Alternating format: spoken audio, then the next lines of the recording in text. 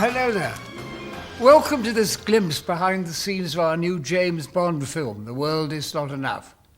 You know, it's particularly appropriate that Express readers are the ones getting this exclusive access, because it was in the Daily Express nearly 40 years ago that I first saw James Bond, and I remember thinking, why on earth don't they make a film of it?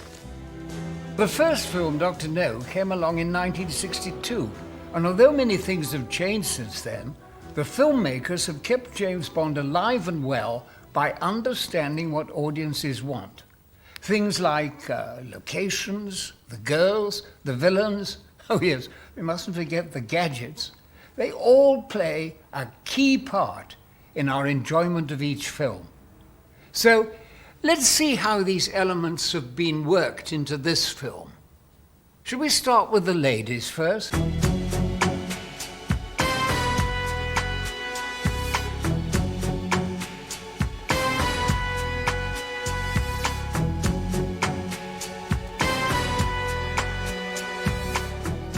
I'm playing Christmas Jones, and she's a nuclear weapons scientist who eventually becomes Bond's ally.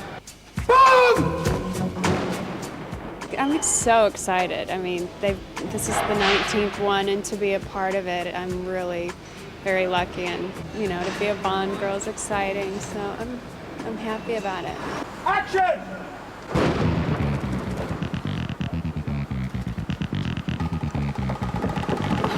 That's hot.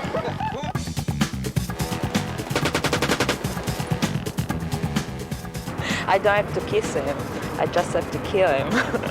It's something different, you know? I got the chance to try everything, to go inside a balloon, to try this high-speed boat on the river. It's really exciting. It's moving through the medulla oblongata, killing off his senses. It's just so classic, isn't it? You know, you get to play, you know, the doctor that he seduces, you know, and the name, Dr. Molly Warmflat, I mean, actually, to be quite honest with you, I just couldn't resist. I see the good doctor has cleared you. Notes you have exceptional stamina. I'm sure she was touched by his dedication to the job in hand. James certainly gets his girl or two, but he doesn't actually get sort of surrounded by 7 beauties in bikinis. I think that sort of sexist side is gone. And I also think the women that are being written nowadays are much stronger women. The part is just like a gift, you know, because it's in an action film. It's a very feminine part. I need to ask you something. Who is it? Who's trying to kill me? She has a great power because she owns pipelines and all that. She's coming from a great family, so you have this certain image of a boss woman, you know, but I think there's a lot of softness and femininity about her as well, because otherwise Bond wouldn't fall in love with her. So it's a very soft, strong character, like what women are. You'll be safe here. I don't want to be safe. I'll be back soon.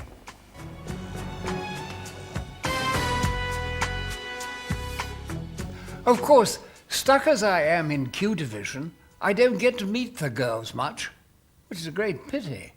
But then, on the other hand, I don't have to face the villains either. Thank God for that. And in The World Is Not Enough, we have another classic baddie, played by Robert Carlyle. But he's not the only Scot we have. You'll meet a friend from a previous film, too.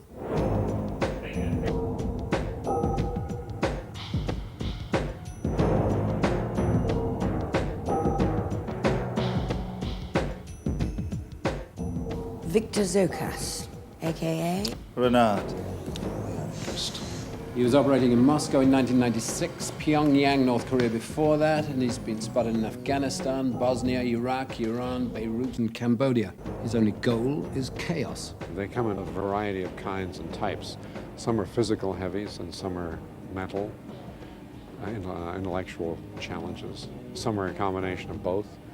Some have a sort of good and bad side of them, and some are pure evil like Renard. You had me. But I knew you couldn't shoulder the responsibility. Bernard is most definitely the baddest bad guy in the movie. He has a bullet lodged in his head just here, which gives him a bit of jip at night. And he basically wants to take over the world. I'm playing a cigar girl who's the really bad girl. Playing the bad guy in the Bond, you start thinking about gimmicks and, you know, the pussycat and the Mr. Bond, come in, you know, and all that. So it's part of a great tradition. Who are you? And how did you get in? I'll call security. And congratulate them. Hey, drink? Can't you say hello like other people?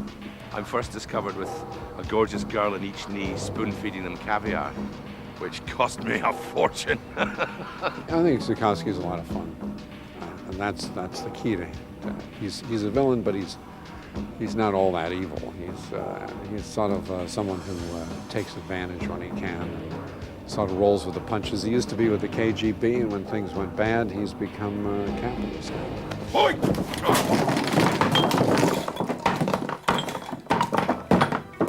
$5,000 of beluga ruined.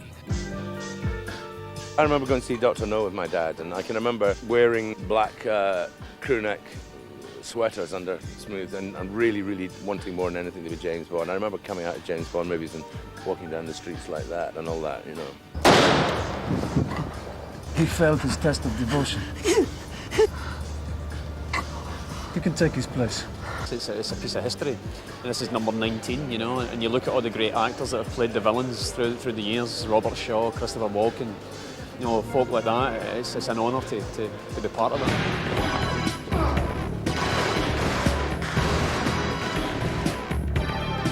I'll do it for nothing. Don't quote me on that, man.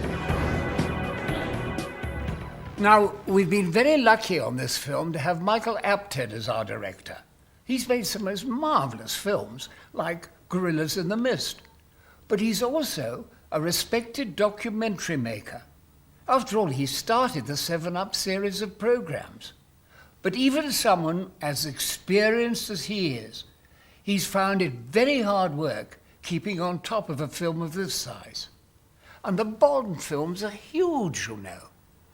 At any one time, 3 or 4 units can be shooting different sequences, and the director has to supervise each one.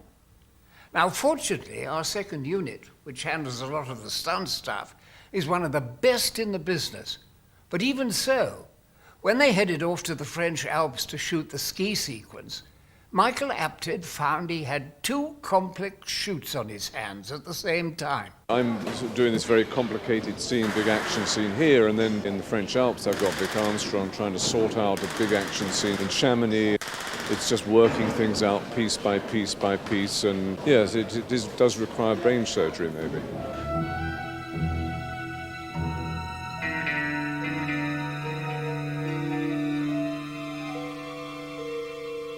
The problem with all Bond sequences, you feel you have to top the previous one.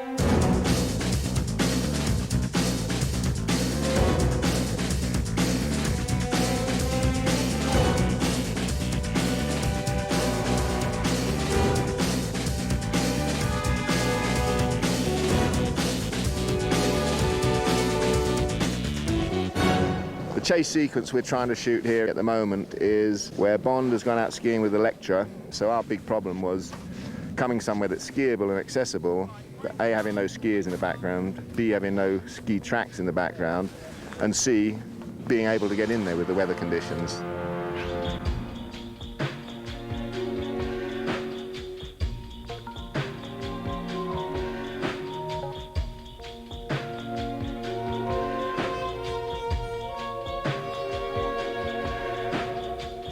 The road got blocked last night from the snow drifts, and diesel froze on the machine, so he wasn't able to work, so it's going on this morning. That is correct, yeah, but I've had some crew standing here for nearly 2 hours now, and they're very, very cold and miserable. So as soon as I can get transport to get them up to the top, I will be very appreciative. It's pretty inaccessible, especially when it snows. It's like moving an army. We've got 170 crew. You get them all on the set at 8 o'clock in the morning, having had breakfast. It proves that even Bond can't fight the elements, you know, and this is a very, very hostile place.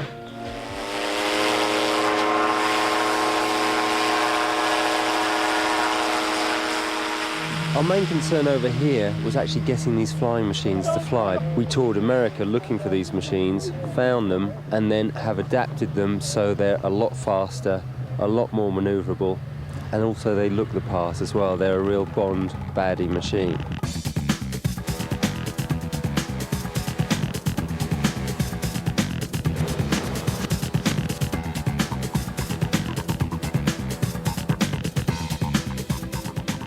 Basically, they're powered parachutes, so I've got 5 extremely good formation flyers. Not anyone could get hold of these and expect them to work as well. The rehearsals really have paid off, and we've learned a hell of a lot, and I think it's going to look fantastic. I've seen the dailies and it looks superb, so it's just really cool for everybody, and that's the fun part of it, you know, when it actually comes together. Like they say in the A-Team, I love it when a plan comes together. And after a chilly location like that, the filmmakers were glad to head south to a remote corner of Spain. But spare a thought for poor old Pierce Brosnan.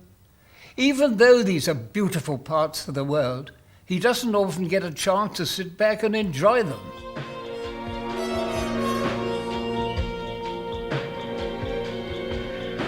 Locations and Bond, well, they go hand in hand, don't they, really? But we've had good ones. I've enjoyed them, you know. It would be nice to be by a beach somewhere and have about 10 weeks of it and have a lighter schedule. But we don't.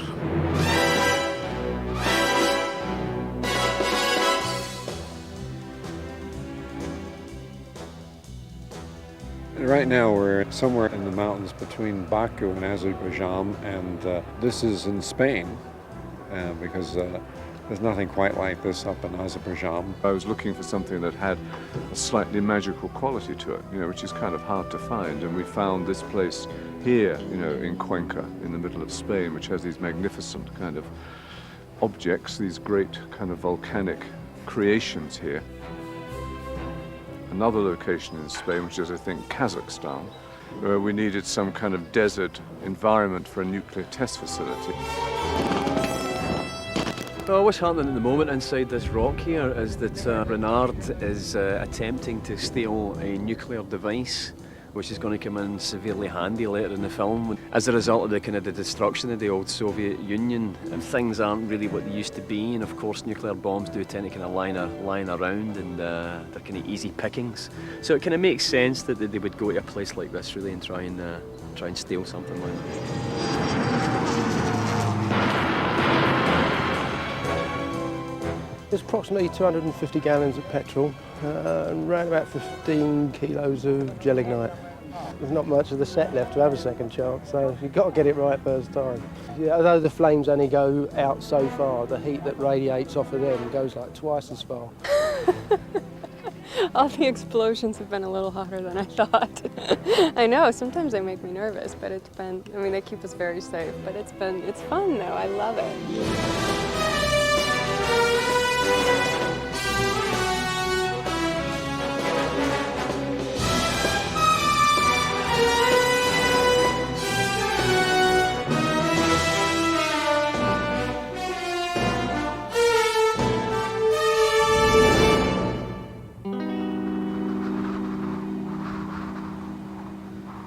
Well, we've talked about a few things that audiences like in our films, and perhaps you're hoping for a glimpse of some of Q's new toys. Well, I don't want to give away too much, but you might have heard that at last I have an assistant. I'm delighted to say that John Cleese joins me in The World Is Not Enough. Not only because he's so good in the role, but also because now there's someone else to deal with all that blasted technical stuff.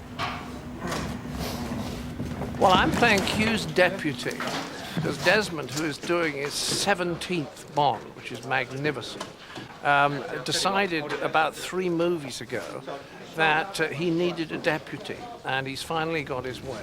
John, of course, is magnificently superb. And there's only 2 men in the world that make me laugh. John Cleese is one and Robin Williams is the other. A multitasking heads-up display and 6 beverage cup holders. All in all, rather stocked. Fully loaded is the expression, I think. I think. You're not here to think, you're here to do what I tell you.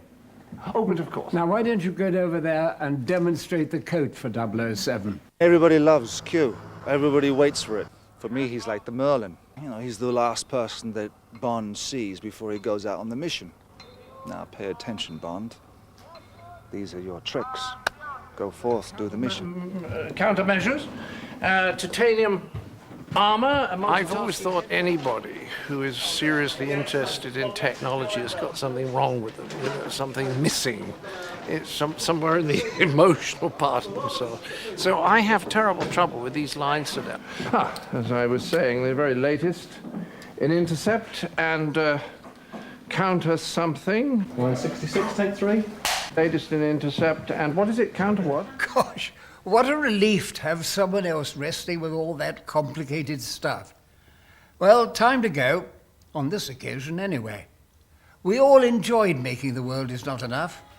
I hope you enjoy watching it. Goodbye.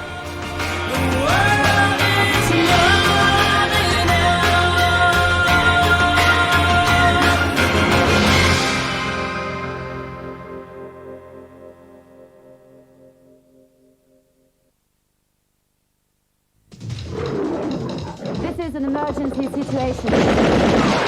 The world's most wanted terrorist has a new target. The one pipeline to supply our reserves for the next century. He has everything to gain. By noon tomorrow, your time is up. And nothing to lose. So who in the world can stop him? Who are you? James Bond! James Bond. Can't you just say hello like a normal person? Renard is behind this. I sent 009 to kill Renard. He put a bullet in his head. The bullet's still there. Feels no pain. He can push himself harder than any normal man. Yes, well, we'll see about that. Don't I get some kind of protection? If you need any protection at all, it's from me.